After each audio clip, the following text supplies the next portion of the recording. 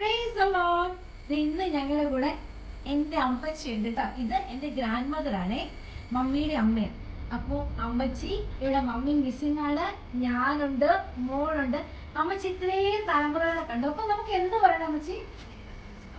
സ്തോത്രം, ദൈവത്തിന്റെ സ്തോത്രം അല്ലേ. എങ്ങനെ പറയാതിരിക്കാൻ പറ്റും നമുക്ക്? യഹോവ ഭക്തരായ മനുഷ്യർക്കുള്ള അനുഗ്രഹത്തെ കുറിച്ച് സങ്കീർത്തനം 128 സങ്കീർത്തനത്തില് ഇങ്ങനെ പറയുന്നുണ്ട്.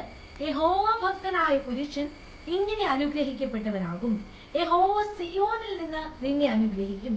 നിന്റെ ആയുഷ്കാലമൊക്കെയും നീ യെരൂശലേമിന്റെ നന്മയെ കാണും. നിന്റെ മക്കളുടെ മക്കളെയും നീ കാണും.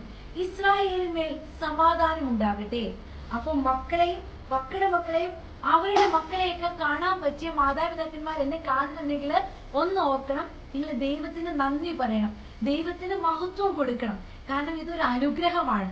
കുഞ്ഞുങ്ങൾ ഒരു കാര്യം ഓർക്കണം, നിങ്ങൾക്ക് പേരൻസിനെയും ഗ്രാൻഡ് പേരൻസിനെയും ഗ്രേറ്റ് ഗ്രാൻഡ് പേരൻസിനെയൊക്കെ കാണാൻ പറ്റുവാണെങ്കിൽ എന്താ, യു ആർ ബ്ലെസ്ഡ്, നിങ്ങൾ അനുഗ്രഹിക്കപ്പെട്ടവരാണ്.